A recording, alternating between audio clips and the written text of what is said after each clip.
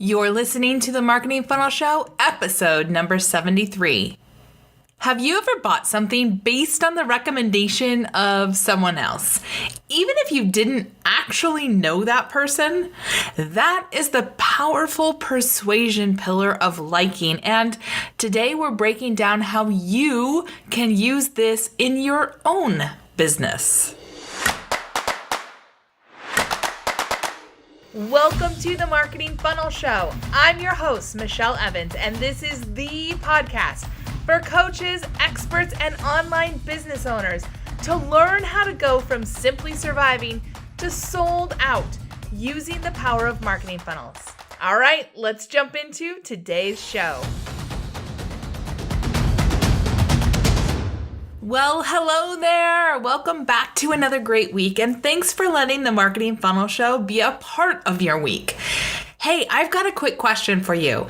Have you taken a moment to jump into Apple Podcasts, Stitcher, Google Play, or wherever you listen to your podcast to leave a rating and a review?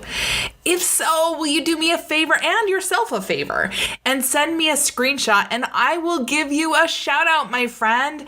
You can send it to Michelle at michellelevans.com. Don't forget that middle L. You know, someone owns the domain name Michelle Evans, and they wanted, last time I checked, like $8,000 for it, and I am not paying that much money. So it's michellelevans.com, and I've even got a great free mini course for you. And again, I'm going to give it to you for free, and it's called the One Sentence Marketing Hook, and it'll help you come up with your one sentence to hook and engage your audience into what you stand for and what you offer, and it goes perfectly with this whole persuasion pillar series that we're doing, right? So don't forget to do that. All you have to do is let me know that you've done this rating and review and you are in, my friend. All right. Today, we are continuing to talk about the principles of persuasion. These have been coined by Dr. Robert Cialdini back in 1984. This is like ancient history, but it's well proven. These are well proven with psychology, with testing, with advertising, with marketing. It's like these have been tried, true. Is that how you say it? These are tried and true and have been tested repeatedly. And so you can trust that these are things that will work in your business. If you missed episodes 70, 71, and 72, you may want to hit pause on this episode and go back and start on episode 70 so that you can go through these from episode 70, 71, 72, because it kind of goes in order. If not, just live dangerously and jump in at episode 73. That's totally fine too. But I'm doing a whole 7-part series on this so that you can really take these 7 pillars of persuasion so that you can really put them into your business and start to pick and choose what works best for you and for your business. I mean, obviously you can't take every single thing and put it into your business all at once, but you can start to use some of these things, and hopefully you'll come back to this series and say, okay, what else can I put in here later? So if you want to go on that journey, episode 70 is a great place to start. If not, live dangerously, live on the edge. Just stick with me here. But if you've been with me in this whole journey, stick with me because today's great. And because when you match up the principles of persuasion and when you really take the time to think through kind of why you're doing the marketing, you're not just doing random acts of marketing, right? You're being thoughtful about what you're doing and why you're doing it, and you match it up with your marketing funnel, which is your strategy. It's your system. You can create a profit engine that attracts clients, students, and customers for years to come so that you can get business results without worry. So again, we're talking all about Dr. Robert Cialdini's book called Influence, The Psychology of Persuasion. It's an oldie, but a goodie. And if you don't want to read, if you don't have tons of time to lounge around on a couch or in a bathtub reading, you can be like me and get it on Audible and listen to it as you're on the go. But in the book, Cialdini explains the psychology of why people say yes and how to apply these principles in your everyday life to persuade people. And he talks about your everyday life. I'm kind of taking it from everyday life into your business. And today we'll tackle principle number 4 and apply it to your marketing funnel, because these will make a huge difference in how effective your marketing funnel is for your audience and for your own results, right? So as a quick reminder, if you haven't been on this with me, Cialdini's persuasion pillars are: number 1, reciprocity; number 2, commitment and consistency; number 3, social proof; number 4, this is today, liking; number 5, authority; number 6, scarcity; and number 7, unity. So let's dive into pillar number 4, which is liking.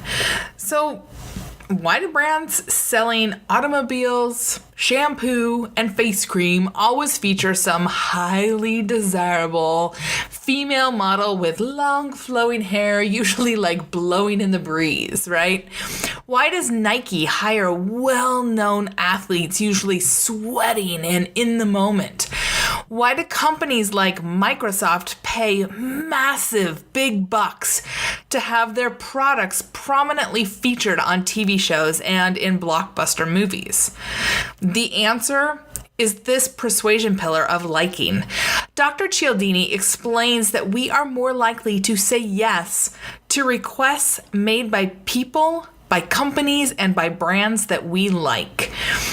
This explains why we are, that much more likely to purchase something recommended by people close to us, and why, Facebook tells you when a friend or 10 like a page, a product, or a service. But here's the kicker. We don't actually need to know a person or a company for this principle to work on us. We just have to like what they stand for and feel like they are aligned with who we see ourselves as, or who we hope we will be one day, right? I mean, this is what the whole Keeping Up with the Kardashians is about, right? They've got millions of people who literally watch them living their lives, using products, wearing certain brands and styles, and people who love the Kardashians want to buy those same sorts of things or knockoffs to look like the real thing. The principle of liking is very, very, very strong. It's about fitting in. It's about being part of the tribe. It's about being in the know. And most of the time, we don't even realize it's happening because it can be subtle and it is so just interwoven into our psyches. In the book Influence, Dr. Cialdini lists 5 factors that power the principle of liking. So liking factor number 1 is physical attractiveness. Now, I'm not talking about you. Like, you don't have to be a supermodel to make this work for you. Whew. Thank goodness, right? Like, I personally don't fit into the supermodel category. So if you don't, my friend, we're all okay. And, I'm not talking about you as the business attractiveness. I'm talking about the whole thing, like making your business attractive, making your message, making, your website, everything. This is what Apple is all about, for example. Sleek, modern, and beautiful design. I wouldn't necessarily have put Steve Jobs into the drop dead gorgeous category, right? Like, I wouldn't put him in the movie star category. But the package of the company and his design and the user interface and the experience that he put together with his company approach to kind of a really nerdy tech heavy category made them stand out as hugely attractive. And he was also really thoughtful about his branding, and I'll talk about that in the last liking factor. And that's why even now, years after Steve Jobs passed away, Apple continues to have a rabidly obsessed fan base that will shell out thousands and thousands of dollars for the latest Apple products. It's starting, other people are starting to chip away at this, but the really core people are still like all Apple all the time. On another hand, think about Jeff Bezos at Amazon again. Like, Jeff Bezos is not movie star handsome. He's not somebody I'd put in that category, but his vision and the experience that he's created at Amazon is hugely attractive to me as a busy mom and consumer. I don't have to worry about running out of toilet paper at home because, hello, I have the highly attractive and addictive auto ship feature on Amazon. Like, I'm not going anywhere. I have Prime and I'm addicted. Cialdini says that physical attractiveness suggests other favorable traits like honesty, humor, trustworthiness, and more. Like, Amazon would fit into that trustworthiness. I kind of like hesitate to say that because I know that they don't always treat the cities that they're in the best, and they don't always treat their employees the best. But as a consumer, I feel like I can trust that I'm going to order something. It's going to show up on my front porch very quickly. And so the physical attractiveness for me goes really well with that. So as you build up your online presence, try to create an attractive, engaging experience with you and your brand online. And just think about how that all comes together. And that's, the design, that's just everything, right? All right, liking factor number 2, similarity. So we like people similar to us in terms of interests, opinions, personality, background, experience, failures, and more. This is why, my friend, it is so important to warm your audience up. This is why content marketing is so important. This is why it's so important to take your eye off of just opt-ins and be more of a giver up front.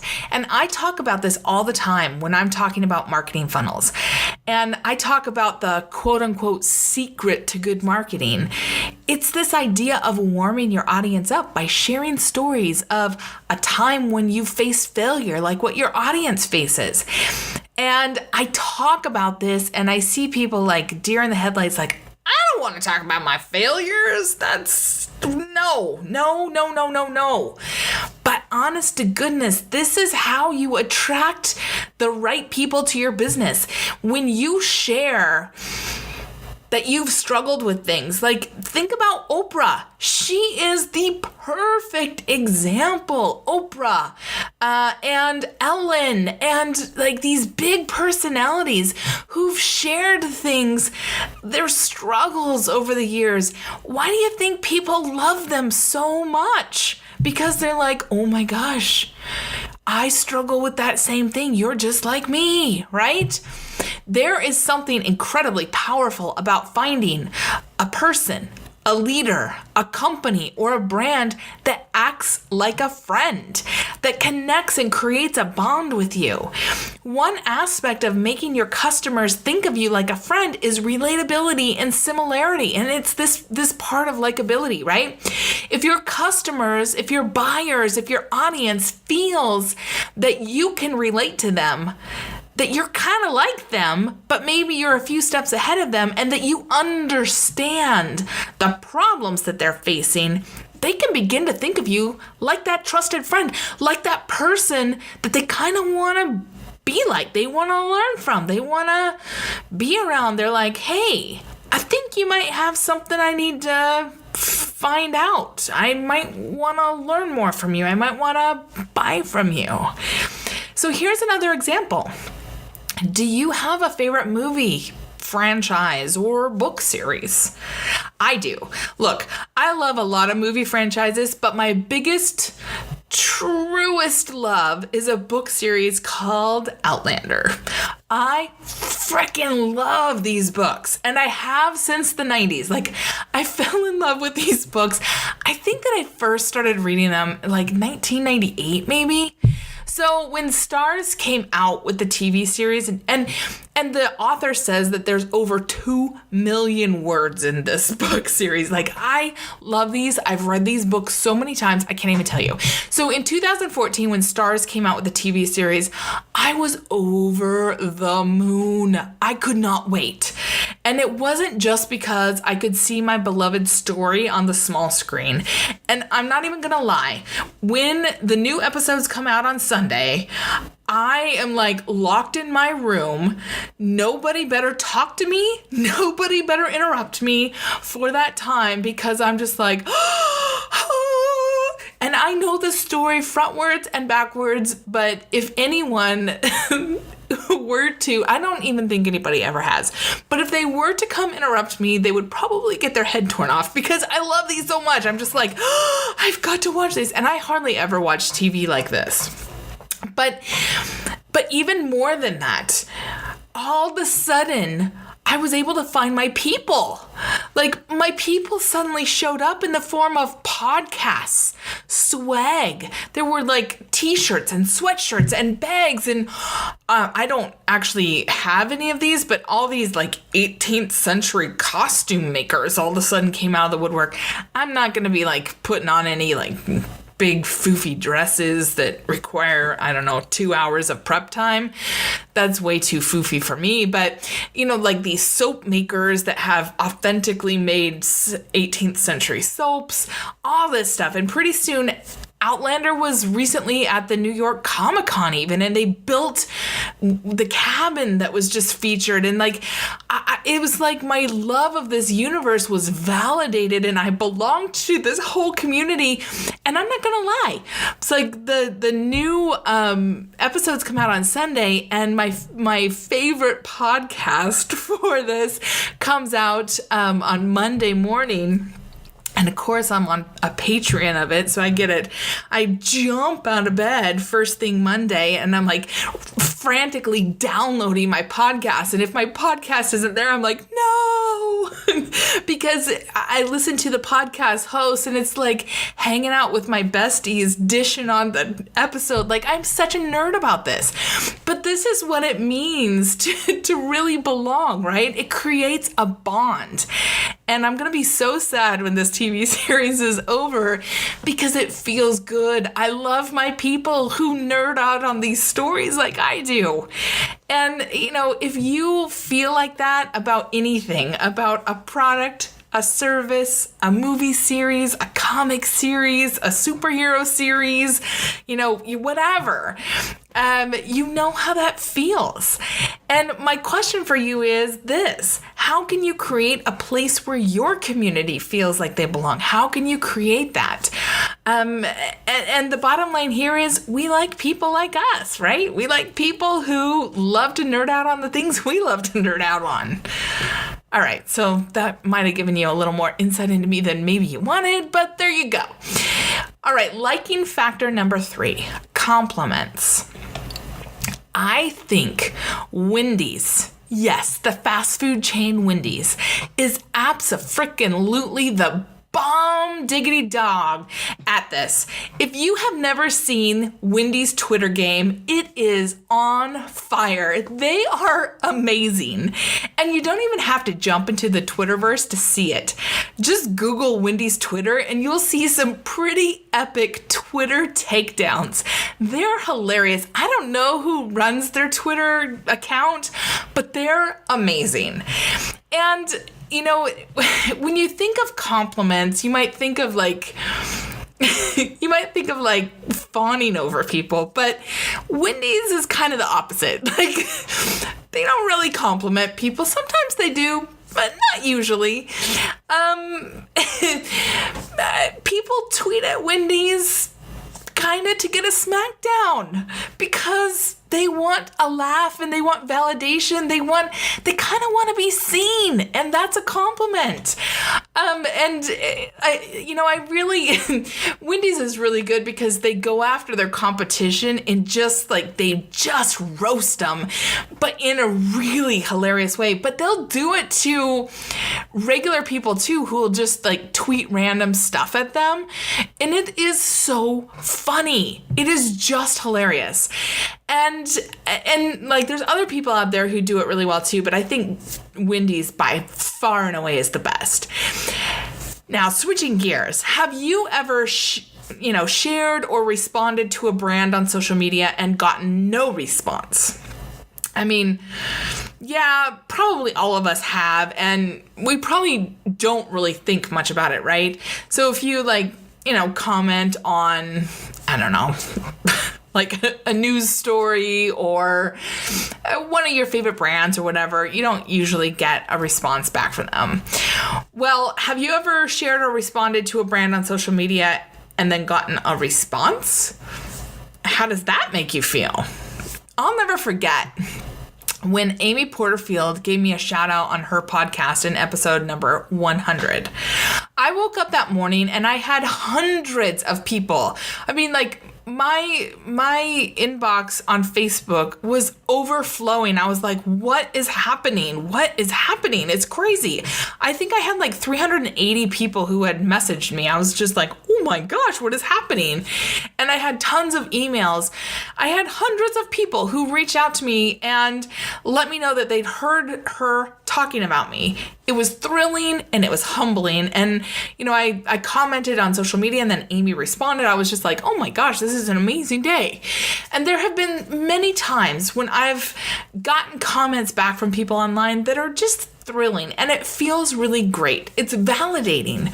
And whenever someone shares my podcast or tags me online so that I see it, I always jump in and thank them because it's so thoughtful to have somebody say, hey, you should check out Michelle's podcast or you should check out this blog post that Michelle did or whatever. And I want to make sure that I publicly say, hey, thanks so much, whoever, so that they know that, I'm validating them as well. So my question for you is, how are you interacting with your audience when they give you a shout out, when they engage with your content online? Because to them, you're someone famous, right? And when you respond, you'll make them feel like they've rubbed shoulders with someone famous, and that's a compliment. So bottom line with this is, all of us love to receive validation, to receive praise, and we tend to like those who give it. So remember, when your audience takes the time to interact with you online, take a minute to recognize them. It goes a really long way toward establishing a more intimate conversation and relationship with your customers and with your audience. All right, liking factor number 4, contact and cooperation. Sometimes we like companies and people not because of who they are or what they look like, but because of what they stand for. We respect them because they've got a goal and they've got values that match our own. So here's some examples. Think Tom's Shoes, Charity Water, Pencils of Promise, Patagonia, Aveda, Apple, No Child Hungry. Right? These are all organizations who stand firmly for their values and their beliefs. You know if you're in their corner or not. If you are, you'll probably go out of your way to engage with their cause and or their company. If they don't stand for your values, you'll probably avoid them at all costs. So bottom line, we feel a sense of commonality when working with others to fulfill a common goal. So a question for you is, do you have a strong sense or set of ideals that you support and stand for? If so, it's probably a good idea to let your audience know so that they can be firmly in your camp or not. If not, this isn't something that you have to make up and be for, but if this is something that's really important to you, I'd encourage you to include it into your liking factor. All right, the final liking factor number 5, conditioning and association. All right. Do you remember those old Mac versus PC commercials where the Mac guy was the young guy in a hoodie who was cool and approachable? I worked at Microsoft at this time and I was like, oh God, I hate these commercials because I was at Microsoft. So the Mac guy was young, he was cool, he was approachable. The PC guy was overweight, balding, totally socially awkward, wearing a tight white shirt where the buttons over his belly were kind of poofing out. He had a pocket protector and big ugly glasses that he would push up, just full on nerd alert, right? Yeah. That was conditioning and association in action, my friend. Like, just seeing the two of them made you know exactly what the Mac versus PC was trying to say. Buy a Mac and you're young and hip and cool. Buy a PC, you're old, overweight, nerdy, and out of touch, and nobody likes you. And I gotta say, it worked. Those ads have not run for years and years and years, but that conditioning, it is deeply ingrained to this day. So do you know how hard it is to overcome that? You don't have to be quite that blatant about your conditioning and association. I mean, like Steve Jobs, he hated PCs. He hated Bill Gates. He hated Steve Ballmer at that time. Like, he wanted to do everything he could to just like throw darts at them, right? So he wanted to do that. You do not have to be that blatant about your conditioning and association, but maybe you're a rebel and you want to do that. But you do want to do something for your brand to be remembered, for your, company, for you, for your message. And it has to evolve. You have to evolve from being just a maker of a product or a program or a service into a creator and an enforcer of an idea and an ideal. And that's, Apple went from just a maker of a computer into this more lifestyle, and that was really one of the steps when he was doing that. And even backing it up a bit, when they introduced the iPod is really when they started taking that step towards the ideal. But even more than that, you just want to think about, how do you want to condition your audience? What do you want to associate your business to? Because bottom line, just like Apple represents the inner geek and rebel in all of us, while you have outer cool, your brand needs to be associated with an ideal or a value that your customers can relate to and support. And they're like, yeah, that's me. That speaks to me, right? All right, so we just went through all those liking factors. Let's just recap them really quickly because we went through a lot really fast. So liking factor number 1 is physical attractiveness. And again, don't worry if you're not supermodel, drop dead gorgeous. It's not about you. It's about the whole experience. Liking factor number 2 is similarity. Again, this is why we want to warm people up. This is why content marketing is so important. It's why sharing our experiences is so important. Liking factor number 3 is compliments. Check out Wendy's. You're going to want to see what just recognizing your audience can do for engagement. Liking factor number 2 is contact and cooperation. So, if you stand strongly for something, for a cause or for an idea, you're going to want to make sure that that's a part of your message and your brand. And liking factor number 5 is conditioning and association. So Mac versus PC, just think about, what do you want your message to condition your audience to associate your message with? So bottom line, we are much more likely to comply with requests made by people we like. We went through these 5 ways that you could use to make your brand more likable. Obviously, you don't have to put all of them into your marketing all at once. So which one or ones will you use so that people find you and your business more compelling? Let me know what comes up for you. Hit me up on social media or just email me, michelle@michellelevans.com. I'd love to hear from listeners just like you so that together we can create a podcast that is valuable, helpful, and gets you on the road to the marketing insights that you want to grow your business. All right, as you were listening to this, did you think of someone who could use these insights about persuasion pillars? They are so powerful in building a solid business that grows a committed buyer audience. If so, would you do both of us a big favor and share this episode with them? It's so easy to do from whatever podcasting app you're listening on, or you can just share the URL for today's show so they can listen right on their computer or their phone, which is themarketingfunnelshow.com/73, and your friend can listen right there. Also, do you want profit without worry in your business? You are invited to find out which marketing funnel is right to grow your business. Just go to michelleLevins.com/quiz to take the quick quiz, and I'll show you exactly how to get started. You can experience for yourself exactly how the persuasion pillars work so you can put them to use in your own business. All right. I hope you have an amazing week, and I'll see you back here next week. Same time, same place on another great episode of The Marketing Funnel Show. See you then.